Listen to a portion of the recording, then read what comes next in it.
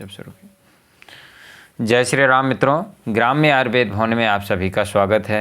आज आपको बताने वाले हैं किस ऋतु में क्या सेवन करना चाहिए, किस ऋतु में किस महीने में क्या नहीं सेवन करना चाहिए, ताकि हम उन नियमों का पालन करें और उसके अनुसार चलने से जीवन पर्यंत अपने आप को स्वस्थ रख पाएँ। तो हमारे जो पूर्वज थे, जो हमारे बुजुर्ग थे, वो लोक भाषा में लोकोक्तियों के माध्यम से, कहावतों के माध्यम से उन्होंने हमारे आदर्श जीवन के लिए कुछ कहावतें तैयार की, कुछ नियम बनाए आयुर्वेद के हिसाब से। तो उसके विषय में जैसे हम जानेंगे पहले कि किस ऋतु में किस महीने में क्या नहीं खाना चाहिए। तो आयुर्वेद की कहावत कहती है कि चैते गुड़ बैसाखे तेल, जेठे पंथ आषाढ़े बेल, सावन साग न भादों मही, क्वार करेला कार्तिक दही। तो जैसे चैत के महीने में गुड़ का सेवन नहीं करना चाहिए, बैसाख के महीने में तेल का सेवन नहीं करना चाहिए, आषाढ़ के ज्येष्ठ के महीने में ज़्यादा पंथ नहीं चलना चाहिए, यात्रा नहीं करना चाहिए क्योंकि लू बहुत चलती है, और आषाढ़ के महीने में बेल का सेवन नहीं करना चाहिए क्योंकि उस समय आषाढ़ में यदि आप बेल का सेवन करते हैं तो पित्त बढ़ जाता है और वमन हो जाता है। तो इसी प्रकार सावन के महीने में हरे पत्तेदार सब्जियों का सेवन नहीं करना चाहिए, और भादों के महीने में अधिक मात्रा में मठा का सेवन नहीं करना चाहिए या मठा के सेवन से बचना चाहिए। क्वार के महीने में करेले का सेवन नहीं करना चाहिए, और कार्तिक का जो महीना है उस महीने में आपको दही के सेवन से बचना चाहिए। अगहन जीरा पूसे धना, माघे मिश्री फागुन चना। अगहन के महीने में आपको क्या नहीं सेवन करना चाहिए? जीरा का सेवन नहीं करना चाहिए। पूष के महीने में धनिया का सेवन नहीं करना चाहिए, और माघ के महीने में मिश्री का सेवन नहीं करना चाहिए, और फागुन में जब तक होलिका दहन ना हो तब तक कच्चे चने या सूखे चने, किसी भी प्रकार के चने का सेवन नहीं करना चाहिए। इसके विषय में जो हमारे पूर्वज है घाघ भड्डेरी वो कहते हैं, इन 12 जो दे बचाए, वाघर वैद्य कबहु नहीं जाए। यदि इसका सेवन कोई साल भर नहीं करता, इन 12 औषध चीज़ों का 12 महीने, तो उसके घर में वैद्य का कोई प्रयोजन नहीं है, वैद्य कभी नहीं जाएगा, पूरी तरह से वो साल भर स्वस्थ रहेगा।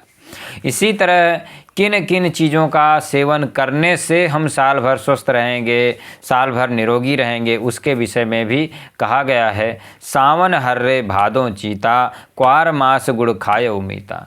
सावन के महीने में हरड़ का सेवन करना चाहिए सावन के महीने में, और भादों के महीने में जो आपका चिरायता है इसका सेवन करना चाहिए, क्योंकि क्वार के महीने में बहुत ज्वर आता है। तो यदि कोई भादों के महीने में चिरायता का सेवन करेगा तो उसे क्वार के महीने में जो ज्वर है, बुखार है, उससे पीड़ित नहीं होना पड़ेगा। और क्वार मास गुड़ खायो मीता, क्वार के महीने में गुड़ का सेवन करने के लिए बताया गया है। कार्तिक मूली अगहन तेल, कार्तिक के महीने में मूली का सेवन करना चाहिए, और वो ऋतु भी होती है। अभी जैसे आजकल के सीजन में भी मूली आती है, उसका सेवन नहीं करना चाहिए। ऋतु अनुसार जो चीज़ें आती हैं और प्रकृति के अनुसार होती हैं, उनका सेवन करने से व्यक्ति स्वस्थ रहता है, निरोगी रहता है।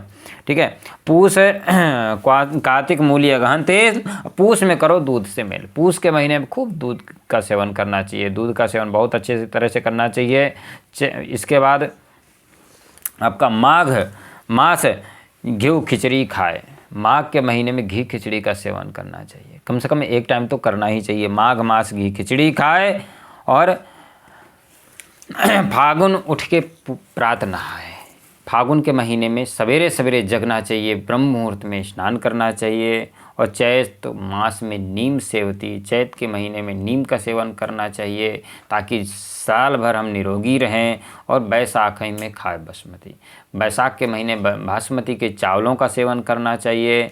और इसका यदि हम सेवन करते हैं तो जेठ मास में दिन में सोए। जेठ के महीने में यदि आप दिन में दोपहर के समय अनिवार्य है सोना, जेठ के महीने में, अन्य ऋतुओं के लिए मना किया गया है, लेकिन जेठ के महीने में दोपहर के समय से सोना ये स्वास्थ्य के लिए लाभदायक है। अन्य ऋतुओं में सोना स्वास्थ्य के लिए हानिकारक है। तो जेठ मास में जो दिन सोए, ताको ज्वर आषाढ़ में रोए, उसको आषाढ़ के महीने में ज्वर आ नहीं सकता। ज्वर भी रोएगा कि मैं इसके पास कैसे जाऊं, यानी उसको आषाढ़ के महीने में वायरल नहीं होगा, बुखार नहीं होगा। तो ये ऐसे सामान्य से नियम हैं। यदि इन नियमों का हम पालन करें अपने जीवन में, तो जीवन पर्यंत हम आरोग्यता प्राप्त करेंगे, स्वस्थ रहेंगे, सुखी रहेंगे। तो इन नियमों का आप पालन करें, परिवार में इनको लागू करें और स्वस्थ रहें। जय श्री राम।